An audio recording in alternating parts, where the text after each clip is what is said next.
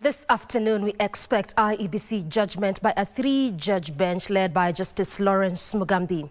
The lawsuit was filed by two petitioners challenging the constitutionality of the process of the appointment of the commissioners. That is a very big story today, and you're tracking that for you. This is KBC Lunchtime News. I'm Doreen. Byron Abule is our sign language interpreter. We begin this live broadcast with some sad news where Chief Kadhi Sheikh Athman Abdullahim Hussein has died. Jamia Mosque Imam Sheikh Jamuluddin Osman confirmed the news, saying the Chief Kadhi died in Mombasa. He added that Sheikh Abdullahim Hussein's funeral will take place after us prayers today.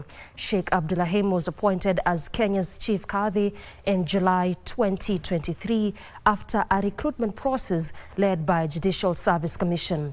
Judiciary, in its message of condolence, lauded Sheikh Abdullahim for dedicating his life to the service of justice to society.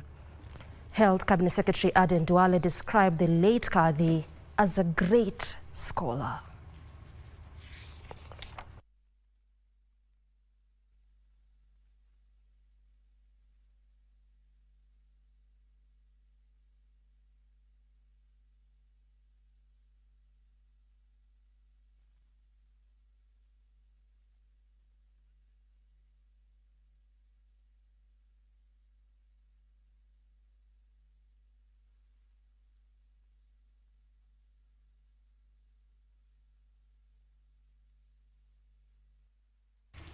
May his soul rest in eternal peace.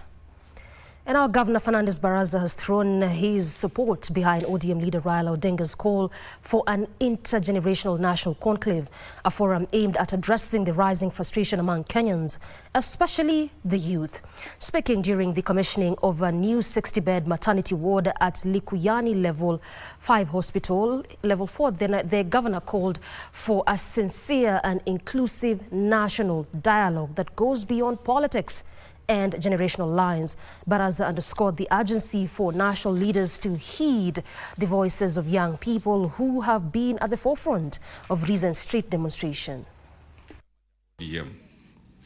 Kwa sababu amesema ni vema serikali itafute nafasi ili waongee na vijana wetu. We must have a national conversation on the youth affairs. Kwa sababu vijana ndio wengi. Vijana, they are almost 75% of the population. So you cannot ignore vijana ambao ni Gen Zs. Kenya Broadcasting Corporation staff gathered on Wednesday to celebrate their colleague Lucy Apacha, who retires from public service after 40 years of working at the state broadcaster.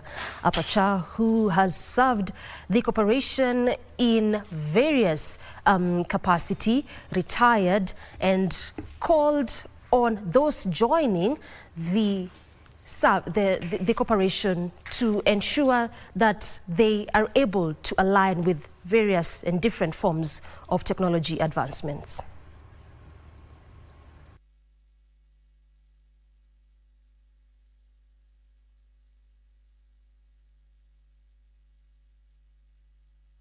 That particular story in a little short while. And now members of Mbolioli community land within Isinya Township, Kajiado East Sub-County, Kajiado County, have faulted the Kajiado Magistrate Court for allegedly bypassing an existing High Court order in a land ownership conflict. The 300 members had obtained High Court stay orders issued by Justice Mwangi in April 2025, barring subdivision of the 200 prime land until the case is heard and determined.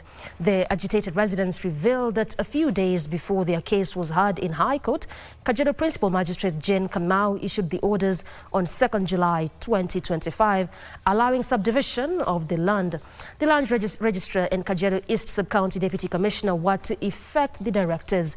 An individual has been claiming the piece of land, prompting the protracted court battles.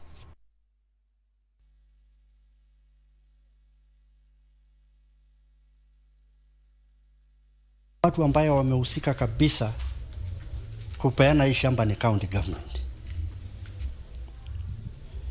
The county governor is a party to this grabbing of this land. They have never come out to dispute this. We are also wondering why a court makes a decision today, then backdates the same or backtracks on the same. When we made a caveat or a caution on this land, the said person went to request the court to of course withdraw the caveat or the caution, and the court at some point agreed to that effect. We made an appeal against that. The High Court gave us the stay of the same.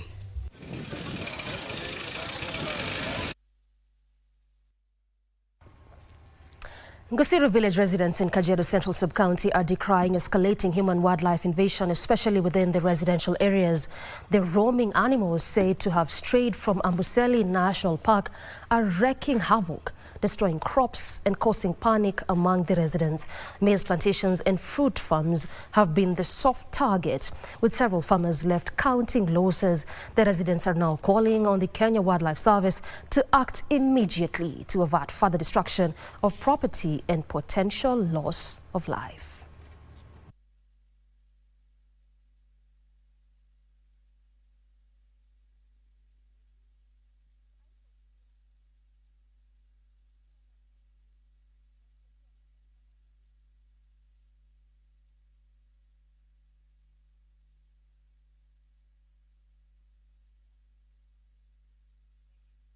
Nimekula paipai, nimekula madizi, nimekula mahindi. Tunahofia kwa sababu hapa ni karibu na manyumba. Kwa hivyo na shule iko hapa tu karibu. Watoto wakienda mashuleni hatuna amani. Zinatusumbua sana paka inabidi tupeleke watoto mashuleni. Na tuko na hasira kwa sababu hii kazi hii mapapai tumelima miaka ngapi? Na kweli kabisa tunalima tunarudi tunamaliziwa.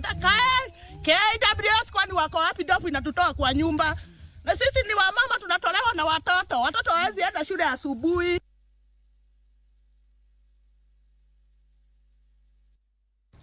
The Kenya Forest Service has suspended Mount Kenya West Nanyuki Community Forest Association after a 3-year leadership wrangle that denied over 400 farmers access to land.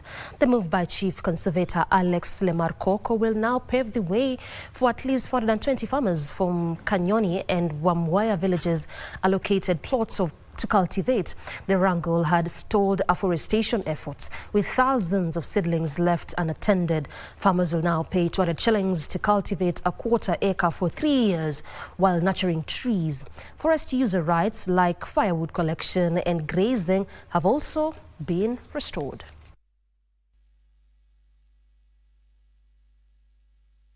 Tumekuwa na mashamba 426 na watu wote wamepatiwa. Leo hii tuko hapa. Watu wote wamealoketiwa kwa hii mashamba na wamekuwa wakilipa KFS ili wawe wamekubalika kukuja kulima. Na pia hatukuwa tunapanda miti. So immediately hizo mashamba zinalipiwa leo na zinalipwa through e-Citizen. Tunaenda kuzikiria ili ziweze kupandwa miti, na zikipandwa miti mvua inyeshe, hiyo miti iende kukua na itengeneze climate yetu. Adjacent community watafaidika kwa kulima viazi hapo. So kwa food security tunaona tutaendelea. Wamama wenye walikuwa wanakaa idle watakuwa wanapata pahali pa kwenda, na wenye hawajabahatika kupata shamba wataenda vibalua hapo. Management Authority Chief Executive Officer Hared Adan says the agency is emphasizing water infrastructure in arid and semi-arid counties. The strategies, he said, are meant to enhance water availability in the counties that are typically dry with scarce and unreliable rainfall. According to the CEO, water remains the main challenge facing the county, leading to conflict as residents scramble for this scarce resource. He spoke in Modogashe town in Garissa County during a food donation exercise targeting the elderly. And as a government, we have put a number of measures in terms of building the resilience of our community. by engaging the community themselves to identify the various needs, and our focus as a government is on water. If we have water, then we will have solved almost 90% of the problem of our community. Based on the budget support from the National Treasury, we are going to put a number of infrastructures in the arid and semi-arid counties that will support our community to stand the drought shocks. Kilifi County government has launched a program aimed at empowering residents to venture into agribusiness. The county government is partnering with development partners to achieve food security and break the cycle of poverty. The non-governmental organization is currently conducting civic education to enable residents embrace new methods of agriculture to increase productivity. Additionally, they will provide market linkages for farmers to sell their produce.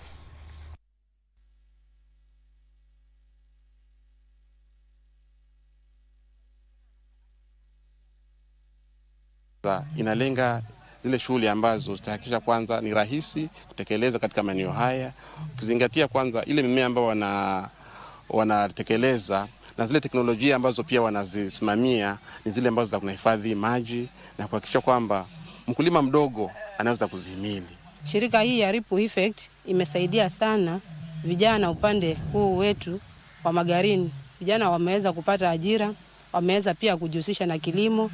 Walikuwa hawana kazi, wengine wanazurura mtaani, lakini kufikia sasa vijana wengi wamejihusisha na kilimo, wanapata zaidi ya 6,000 kwa mwezi. Mradi huu wa Ripple Effect huku Magarini umekuja na umetuinua na kidogo tumepiga hatua, ambapo huko nyuma ama huko zamani tulikuwa hatuna uwezo wa kujitafutia chakula, tulikuwa na ukosefu wa ajira za kazi. Kenya Music Festival Regional Competition officially kicked off in Nakuru City with over 90,000 students from 14 counties lined up to participate. Speaking during the opening ceremony, stakeholders from the education sector emphasized the importance of the festival in nurturing young talents. Schools have been urged to ensure that both teachers and students are given the freedom to compose songs without external interference. In this participation, we realize it's part of our co-curricular activities, and specifically where we are gearing to the various pathways. And the third pathway where we also have the culture, the music, and the various talents which are being exhibited. As Equity, we acknowledge that art is actually not only a talent, but it's also a future for our generation and for our young people. We believe that when we talk about creative economy, it is actually starts from these early stages of our children. In the structures that we have in the ministry, that we are able to undertake such an activity, including preschool children, and bring together all people in the education sector so that we are able to mesh together and expose the talents of our young people.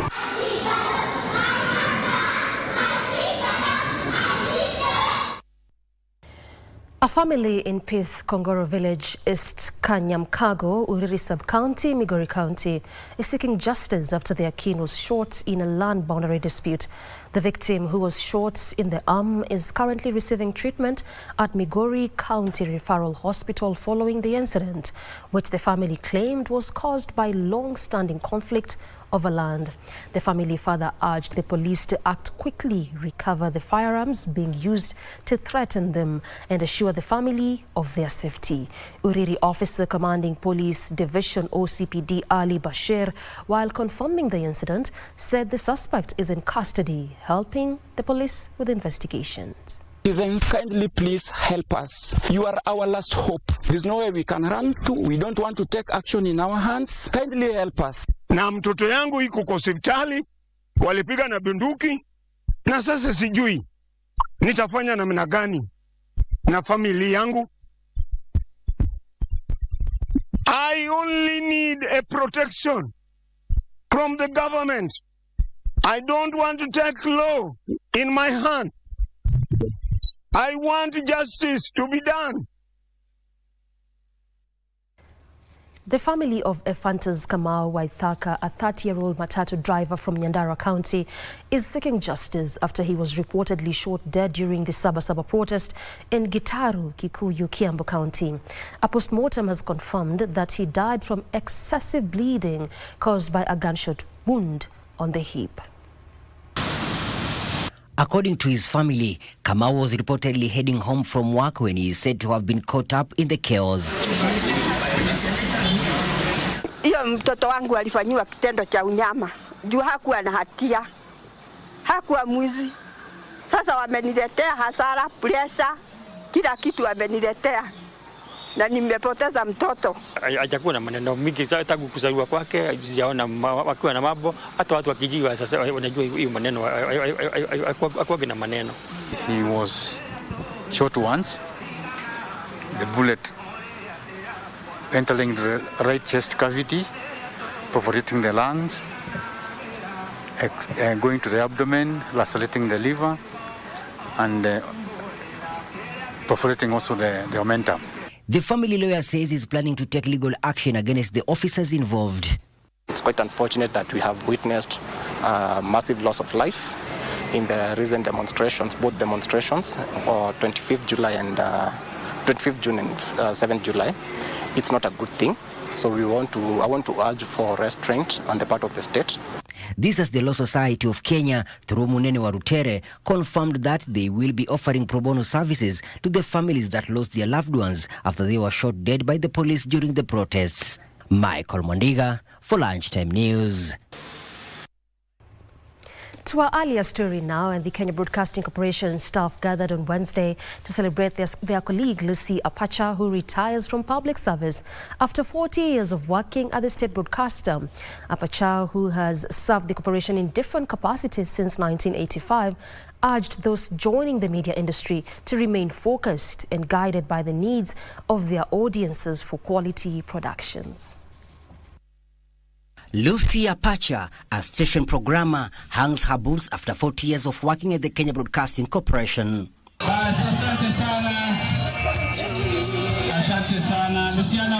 Her colleagues gather to celebrate her achievements as she prepares to exit the corporation after reaching the retirement age. Apacha joined the corporation in the radio department when it was still known as VOK before transferring to television. Her colleagues celebrated her as being resilient, professional in her work, a great teacher, and a listener who was approachable and an outstanding public servant. Lucy highlighted the changing technology in broadcast for the last 40 years, reminiscing how the industry has grown from the cumbersome analog machines to the digital era. And give me passion for this job. So whenever I worked, I did any task, I did it with passion. So me one thing nilikuwa nasema, mi kazi kwanza, mambo ingine hapana, hatutacheka nawe kama tunaharibu kazi. Actually that was my motto. I was here because of work. And I was actually focusing. You know, mambo mengine, I really try to avoid negativity. I embrace positivity. That is what has made me strong up to now. She attributed her success to great working relations with colleagues and embracing positivity.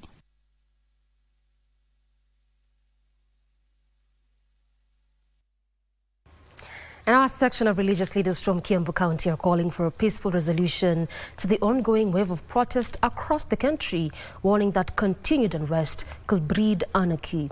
The clerics, led by Bishop Samuel Irungu during a prayer meeting held in Juja Sub-County, appealed for peace and called on the government and the protesters to de-escalate tensions and allow for national dialogue to avert the widespread destruction of property, looting, and the loss of life.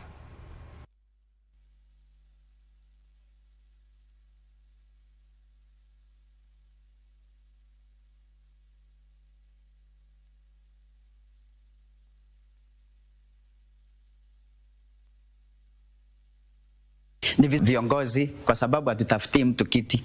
Tunataka tujue ni nini hii inafanya watoto wetu wachomoke barabara for campaigning, maandamano. The more we damage the businesses, the more we scare away the investors, the more we create joblessness in our nation. Former Kenya Film Classification Board boss Ezekiel Mutua has been ordered to return over 27 million shillings he received through an irregular salary hike. The State Corporation's Appeal Tribunal upheld this charge imposed on Mutua for drawing an illegal pay increase during his second term. Our reporter now brings us the details from the tribunal's decision. Former Kenya Film Classification Board Chief Executive Ezekiel Mutua has been dealt a major blow after the State Corporation's Appeal Tribunal ruled that he must refund 27.6 million shillings drawn from an illegal salary increase. The tribunal found that Mutua's salary was increased from 348,000 to over 1.1 million shillings without approvals from key government bodies including the CSR and the Cabinet Secretary. Mutua's second term itself was also marred with controversy, as the Cabinet Secretary had declined to renew his contract, a decision the board ignored. In his defense, Mutua argued he acted in good faith, but the tribunal insisted he directly benefited from the irregular decision and must refund the public funds. The tribunal emphasized that public resources must be safeguarded and any breach of procedure will not be tolerated. Now, Parliament has allocated 6.2 billion shillings to facilitate the transition of universal health care workers to permanent and pensionable terms. A further 13 billion shillings has been allocated to the Ministry of Health, with 8 billion shillings being set aside for the Emergency and Critical Care Fund.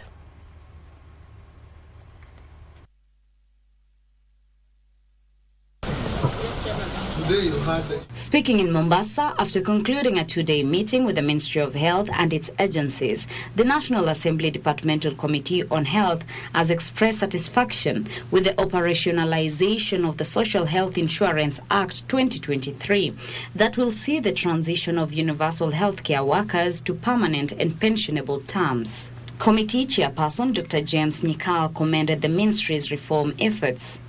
We had a lot of problem with workers who are on temporary basis. The UHC workers, Parliament allocated 6.2 billion for UHC workers. Issue of interns, that has been a problem. About 4.5 billion was provided in the budget. He further stated that SHA has informed the committee that by collaborating with the Council of Governors, they will establish a process to ensure that funds support SHA in service delivery, including level 2, 3 and 4 health facilities. We were particularly focused on the utilization of the money that has been given for the primary health care fund, which is 13 billion that has been allocated to the ministry, and 8 billion for the emergency and critical care fund, and also the contributions that come from the members who have made contributions. At the same time, the Health Committee of Kisumu County Assembly has rallied the national government to urgently ensure that emergency health care services are fully covered under the new Social Health Insurance Fund.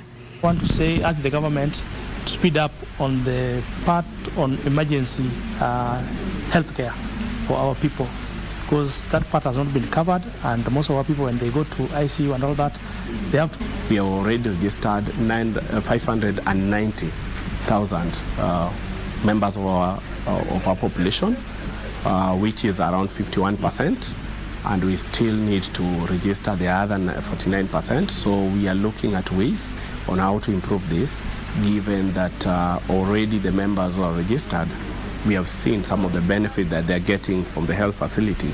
In a move to bridge healthcare gaps for the vulnerable, the committee has also begun drafting a bill that will mandate Kisumu County government to allocate funds specifically for paying shift premiums. For Lunchtime News, I am Teresa Mutai.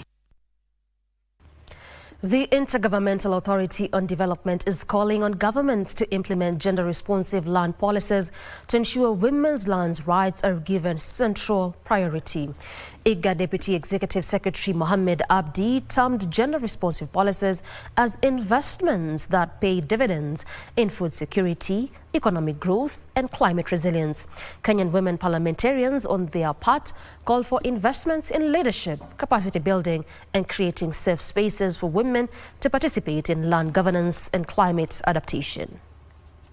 In development, women produce 70% of Africa's food, but own less than 20% of the land in the IGAD region. This disparity has triggered the regional dialogue for women parliamentarians and duty bearers on gender, land and climate resilience. Research proves that if we gave women equal access to land and resources, they could increase farm yields by more than 30%. And reduce global hunger by 17%. The solution is not complicated. It is right here in this room. Our purpose here, therefore, Excellencies, is to harness the power that we have as women leaders and use this to have a sustainable and equitable transformation in our land governance system. The State Department for Lands and Physical Planning on its part decrying rampant systemic inequalities and discriminatory practices that have for a long time prevented women from fully realizing their land rights.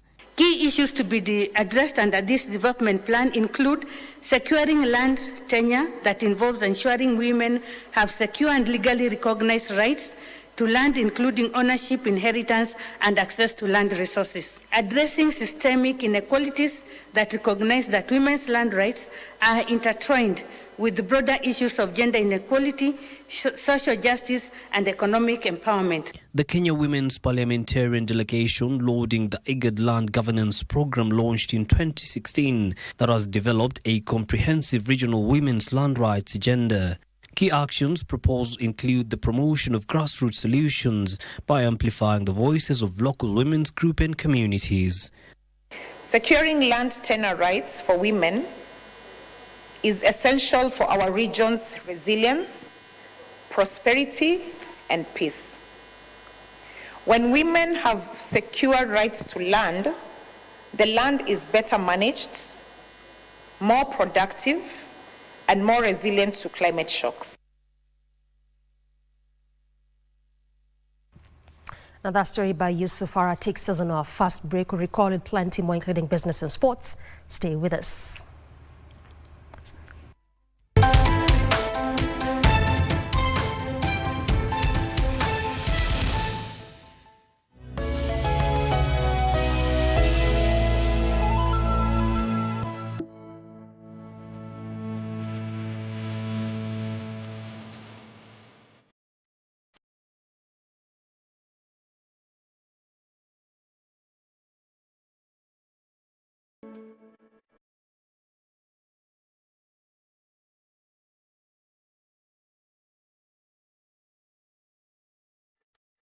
Looking to advertise on KBC? KBC announcement services are now available on eCitizen.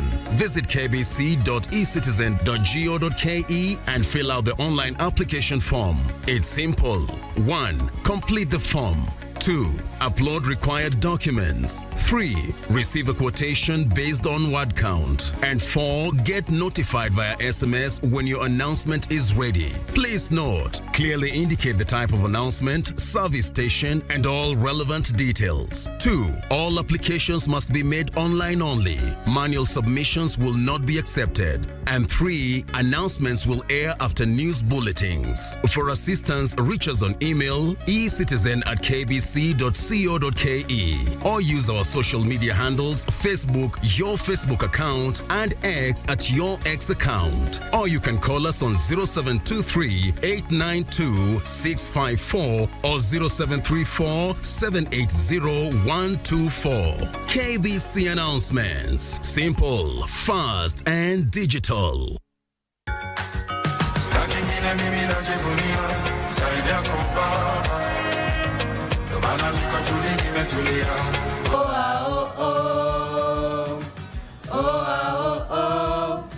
Nimeamua heri tutamkenya. Na mkisema mimi mwenda wazimu, like father like son, God must be crazy. Matumizi ya mitandao yamekithiri sana miongoni mwa vijana.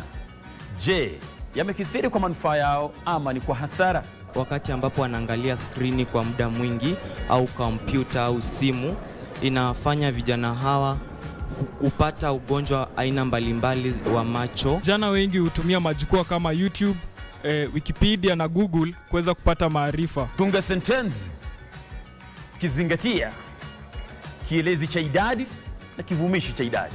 Wanafunzi 5 huimba mara kwa mara.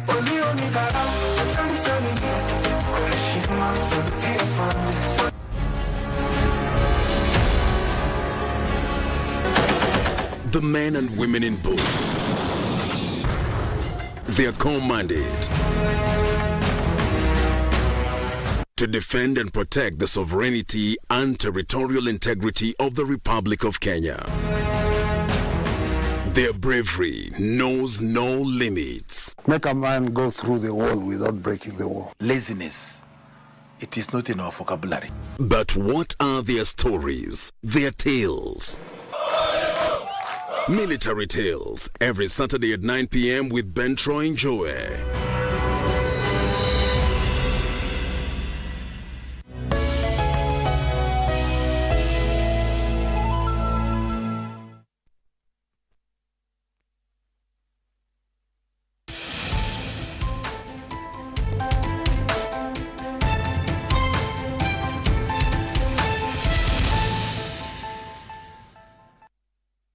Welcome back. We continue to inform you.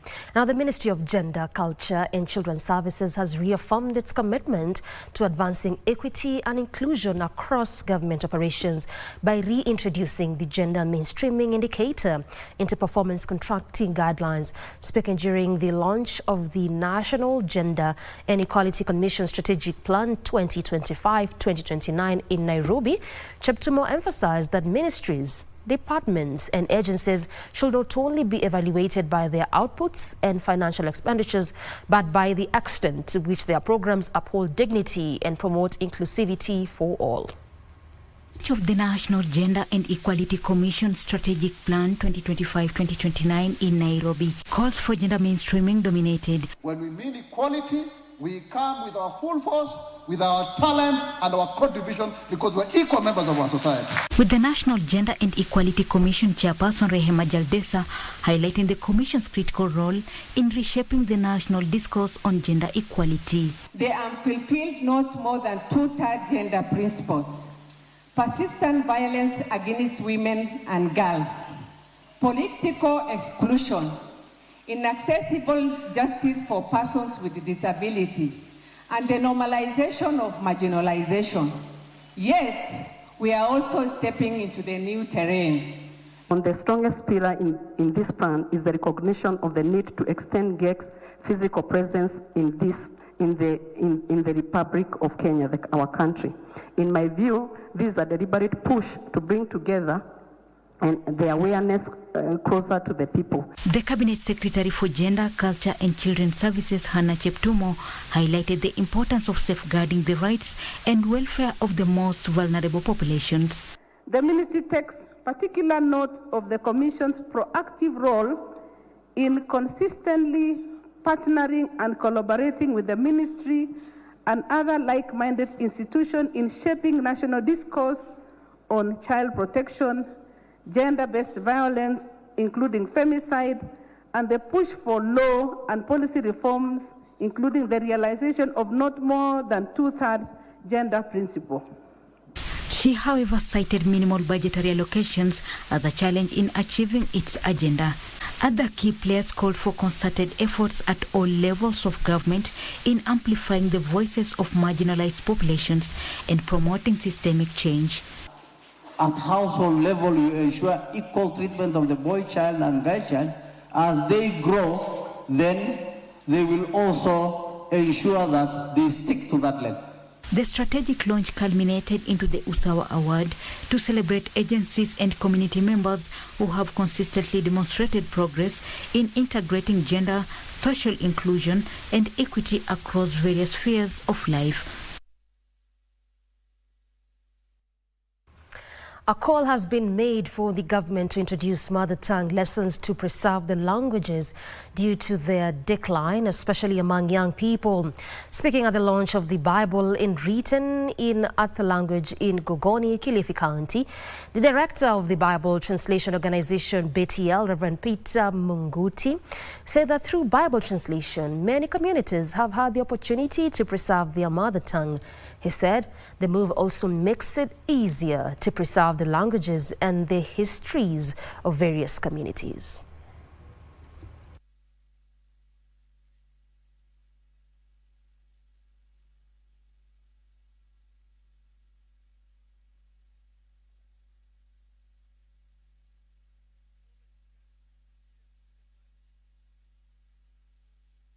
Mambo ya utafsiri wa Biblia pamoja na mambo ya kufundisha kusoma.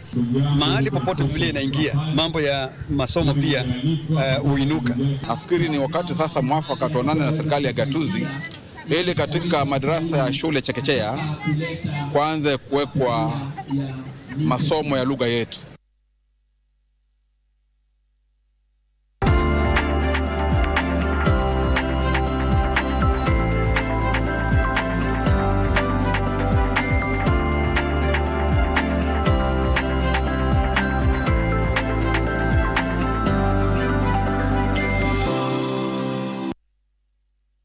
Time for your business news. And U.S. President Donald Trump has announced plans to impose a staggering 50% tax on goods imported from Brazil.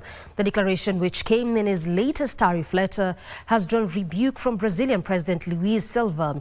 Details of this and more in news from around the globe. President family warned against any interference in its sovereign judicial system. Brazilian President Luiz Silva challenged Trump's rationale, highlighting that unlike many other nations, the U.S. actually held a trade surplus with Brazil last year, selling more goods to Brazil than it imported.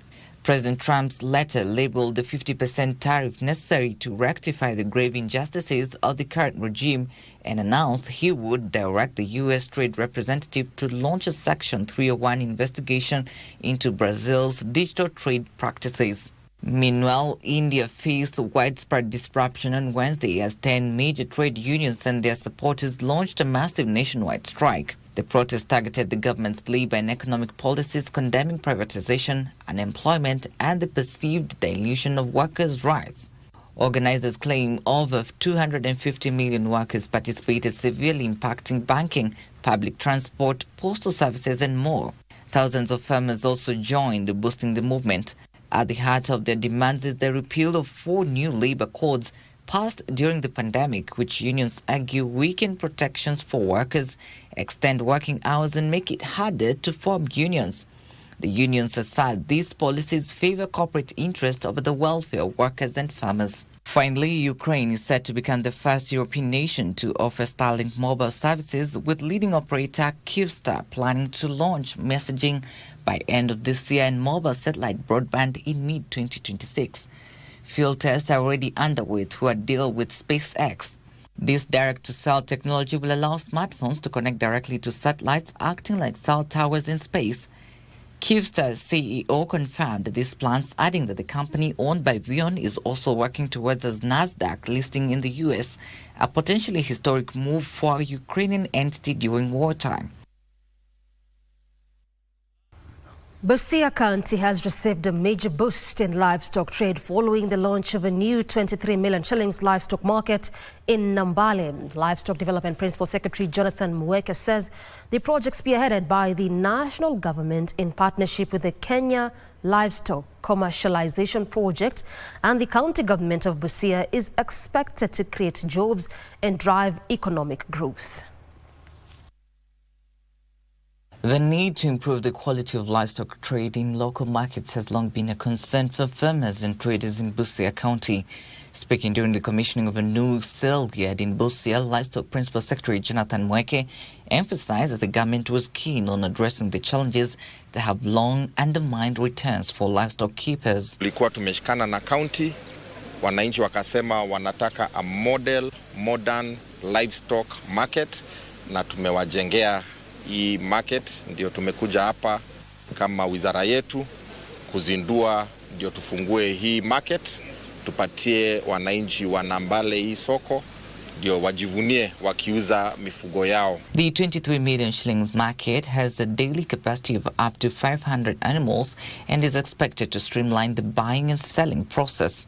Iko na quarantine area, iko na sale yard ya mbuzi na ya ng'ombe, iko na mahali ya kuku, iko na vibanda ambao wale wauzaji ama wafugaji wanaweza kaa wakipiga story wakingojea wateja kununua mifugo yao, na ni mradi umefanyika kwa ile quality inafaa ndio wananchi wa hii area wapate soko mzuri.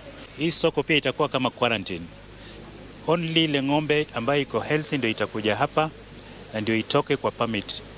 Na pia ng'ombe zitakuwa identified, hiyo uwizi tutaangamisha. Mtu atakuja na kitambulisho na jitambulishe, na kuna system pia national government ina support ile inaitwa LITS. Ng'ombe ile ameuzwa hapa, tutataka kujua ametoka wapi na naenda wapi ili tuweze kumtrace. Hapo wafanyabiashara tulikuwa tunapoteza sana, but now venye soko iko imejengwa vizuri, hamuna ng'ombe anaweza potea. Ukibageni na moja, hizi 4 ziko in a holding. The Nambale Livestock Market is also expected to inject new life into the region's agribusiness and offer farmers a structured and profitable platform to market their animals. Trevor Nyendo for Lunchtime News. The Kenya Revenue Authority has surpassed its revenue targets of 2.55 trillion shillings for the financial year 2024-2025 after Kenyans paid 2.57 trillion shillings in taxes. KRA Commissioner General Humphrey Watanga attributes the growth of 6.8% from 2.41 trillion shillings collected in the last financial year to robust revenue collection measures, improved economic conditions, the easing of inflation, and the reducing of international oil prices. Advertisement reports that in the financial year 2024-2025, its revenue collection measures also yielded significant revenue collection turnarounds in the second half of the financial year. Revenue grew by 9.1% compared to the 4.5% growth recorded in the first half of the financial year. Domestic VAT collection stood at 327.336 billion shillings, reflecting a growth of 4.2% compared to the previous year. This after KRA implemented a raft of VAT compliance initiatives to seal revenue loopholes. These initiatives included stricter VAT registration controls and verification of declarations. Excise tax on betting services, on the other hand, surpassed the target after registering a surplus of 1.945 billion shillings after collecting 13.233 billion shillings against a target of 11.288 billion shillings. Pay as you earn or pay and KRA 560.963 billion shillings, signifying a growth of 3.3%. Despite the slow growth, the tax head recorded a performance rate of 99%. Further, exchequer revenue grew by 4.5% after KRA collected 2.323 trillion shillings compared to 2.223 trillion shillings collected in the previous financial year. This translates to a performance rate of 99% against a target of 2.347 trillion shillings, indicating that the taxman was well underway in ring-fencing tax payment loopholes. KRA also collected 248.276 billion shillings on behalf of other government agencies, surpassing the target by 40.465 billion shillings. Alanauko, Lunchtime News. Renewed trade tariffs imposed by the United States, global inflation and tension in the Middle East are expected to upend the global economy. However, the softening of the US dollar is projected to continue for the rest of the year, having a positive impact on the equities and local currency bonds in the emerging markets. This is according to Standard Chartered Bank Global Market Outlook for the second half of 2025. Chief Investment Officer for Europe, Africa and the Middle East, Manpreet Gill, says despite the risks, a weakening dollar presents opportunities for emerging markets like Kenya, making markets more attractive for investors.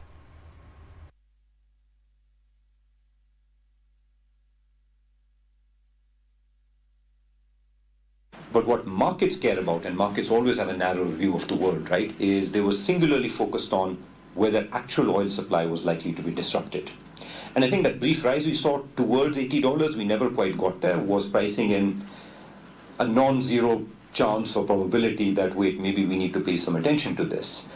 But I think fortunately what we ended up experiencing is that while there is a geopolitical issue that is at hand, direct interruption of supplies did not happen. Regardless of where you look, right, here at Africa, Kenya or anywhere else, we know that tariffs are a drag on economic growth, right? And I think we all realize that, here in Africa in April itself, when the first announcement sort of came out. But I think now all the conversations already moved on to two separate, things around that. Number one is, I think in the next month or two, we're going to get a much tighter framework in terms of what actual trade deals between the US and various markets around the world and including Africa look like. And I think that's going to give the market some indication on when tariffs ultimately end up. And we think there's a good chance they'll be not quite as bad as was initially feared in April. And the second question sort of comes back to currency markets, right? Because the question is, to what extent do we see markets adjust in other ways to these newer tariffs to help sort of mitigate the risk? So our view of a weak dollar, that generally tends to be good for sentiment, good for investment flows into emerging markets like Kenya and Africa. So I think we'll need to get a gauge on to what extent does that also help lean against the negativity of tariffs.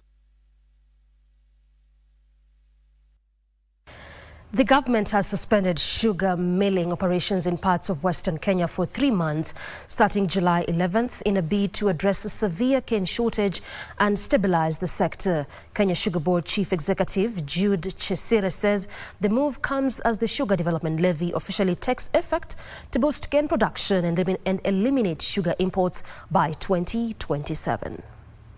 Kenya Sugar Board says the suspension affects major millers including Nzoia, Butali, West Kenya, Mumias and Busia Sugar, citing an acute shortage of mature cane.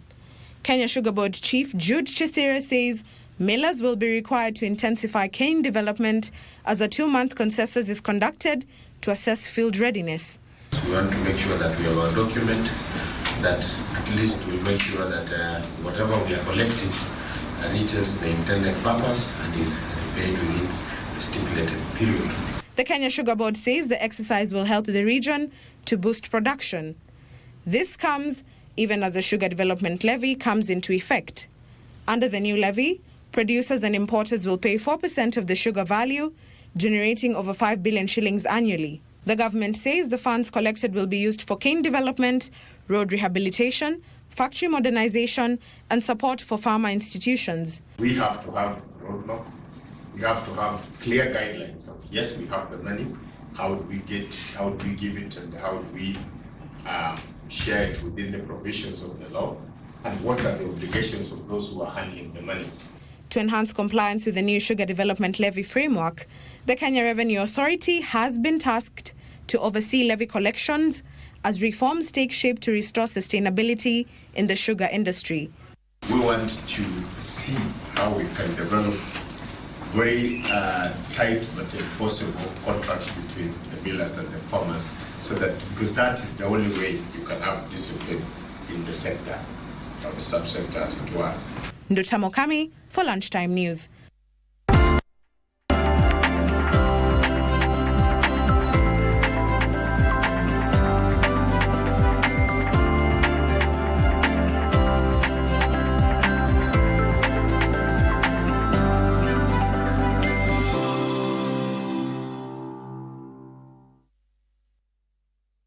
Time for your sporting action. In Morocco and Zambia grabbed crucial wins in the Women's Africa Cup of Nations 2025, boosting their chances of reaching the knockout stages.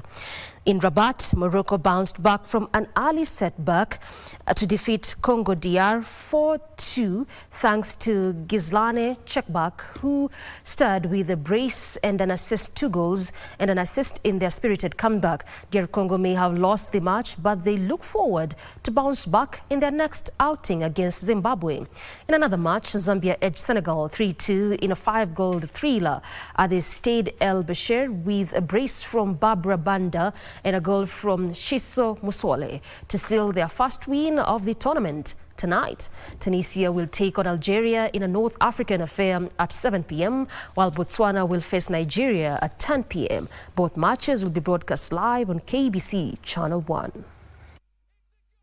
The DR Congo have found the back of the net. Can you imagine that? Tag now gets the ball across. Oh, it's got in. The goal it's in the back of the net. Surely it is. Yes, it is. And that has been finished off. Morocco.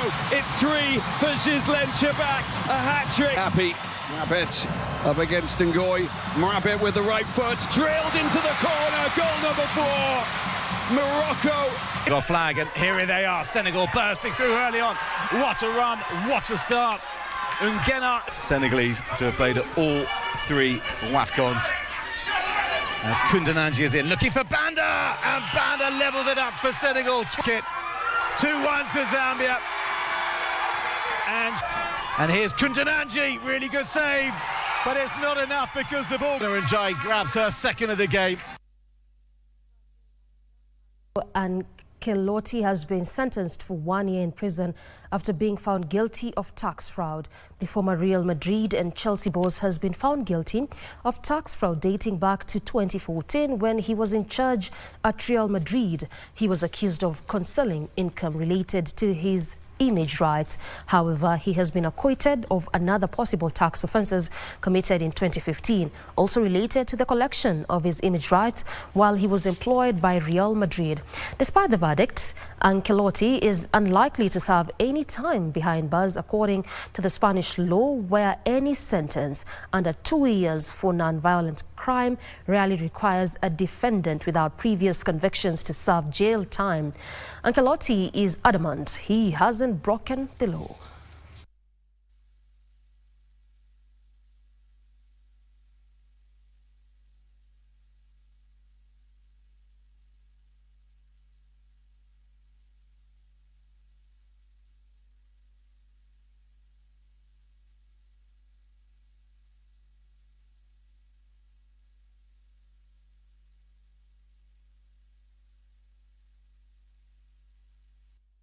While number 1 Jannik Sinner outclassed American 10th seed Ben Shelton to proceed to the semi-finals of the Wimbledon at the All England Club, where he met Novak Djokovic tomorrow. The 2 times Australian Open champion triumphed with a straight set win of 7-6, 6-4 and 6-4 to overcome the 22-year-old Shelton. Sinner will face 7-time champion Novak Djokovic at the semis. Djokovic edged out Italian 22nd seed Flavio Cobolli 6-7, 6-2, 7-5 and 6-4 at the quarterfinals. It will be the second time Djokovic and Sinner have met in a major semi-final this year, with Sinner coming through in straight sets at the French Open in June.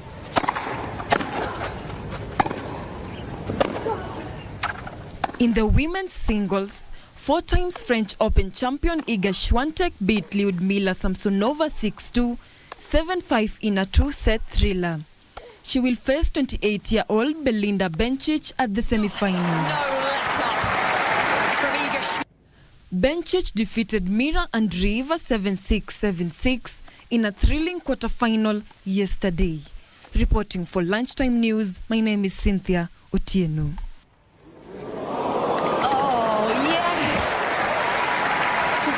Change-up.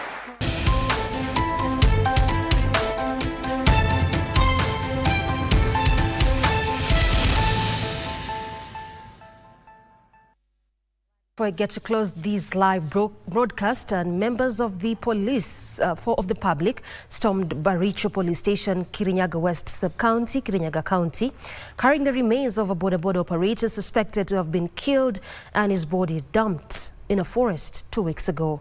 The residents accused the police of protecting the killer. Public in Baricho stormed the local police station after the body of Joseph Ngure Munyao was discovered hanging from a tree, sparking outrage over what resident termed as police inaction and alleged cover-up. According to the eyewitnesses, Munyao's body was tortured before being hanged, making it appear as a suicide. His motorcycle was found abandoned roughly 50 meters from the scene. Alionekana kwanza alikuwa amepigwa mbavu na mkono na mguu. Alafu sasa akanyongwa. After kunyongwa sasa akachukuliwa na pikipiki yake akapelekwa kwa kichaka, akatiwa kitanzi, isemekana amenyongwa. The residents are now accusing the police of dragging their feet in investigating the case, alleging a cover-up to shield the main suspect. Their demands for justice reach a boiling point, leading to the unusual act of taking the remains directly to the police station. The Kirinyaga West Sub-County Police Commander Jos Mudavadi has assured the public that investigations are ongoing and the suspect will be brought to book. Anafanya kazi yake ya pikipiki, ameuawa. Kwa nini? Kuna wale watu ambao tumejaribu ku-identify, tunaendelea na uchunguzi wetu ili tukuje na concrete case. Na anyone ambaye amehusika na hii maneno, sisi tunasema na tunahakikishia wananchi ya kwamba lazima atashikwa na lazima mkono wa sheria ufuatwe. Avon Marie, Lunchtime News. Story puts a cap on this live broadcast. Time for me to now exit and sit ground for the next program. This has been KBC Lunchtime News. I'm Doreen. Arange Byron Abuli has been our sign language interpreter. Good afternoon.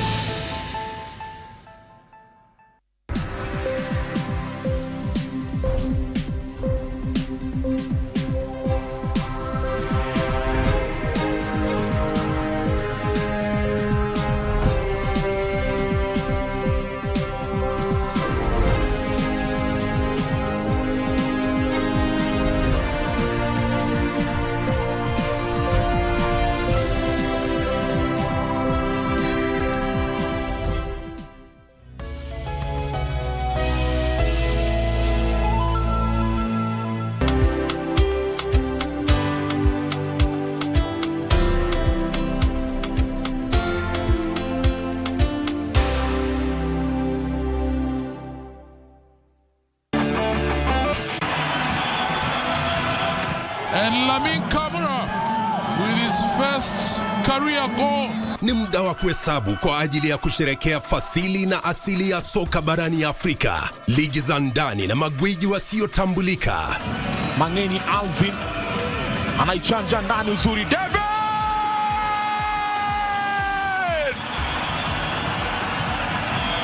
Michuano ya CAF ya mataifa ya Afrika 2024 ni njia ya kuzindua kupanua mtandao wa wachezaji ulimwenguni. Timu itakayoshinda itazawadiwa dola za Marekani milioni 3.5 pamoja na kujivunia kulinyanyua kombe hilo.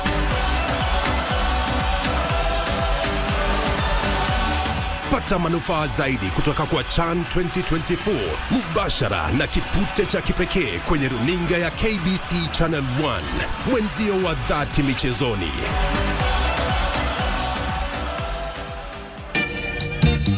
Hi. No, my grandparents are not around today. So nyumba yote ni yetu leo. Hey.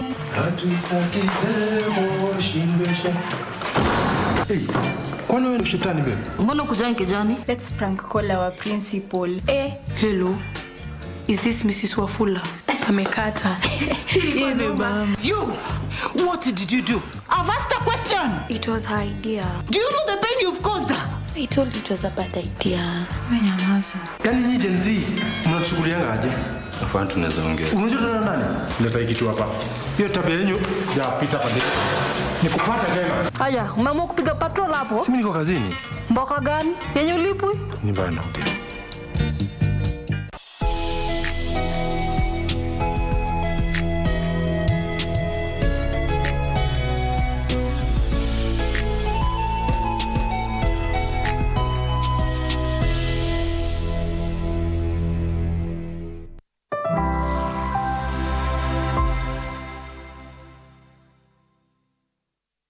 Glad you could make the time for us. This is Health and Lifestyle, where we talk all matters health. A very warm welcome. My name is Marie Yambo, and as always, our social media handles at Marie Yambo at KBC Channel 1 on X and KBC Channel 1 TV on Facebook. Coming up in this program, having disability is enough already to give you mental torture. Hearing loss, the pain of social isolation. If you have a child born premature, that child could be developing or could have hearing problems later on. Who is at risk of a hearing loss? And on good practice, we look at some of the harmful practices that can cause hearing loss. Well, by 2050, nearly 2.5 billion people are projected to have some degree of hearing loss, and at least 700 million will require hearing rehabilitation. That is according to the World Health Organization. And over 1 billion young adults are at risk of permanent yet avoidable hearing loss due to unsafe listening practices. Now, at the age of 13, Gladys Acheng developed hearing loss. It was a life-changing moment that meant changing schools and her career. Here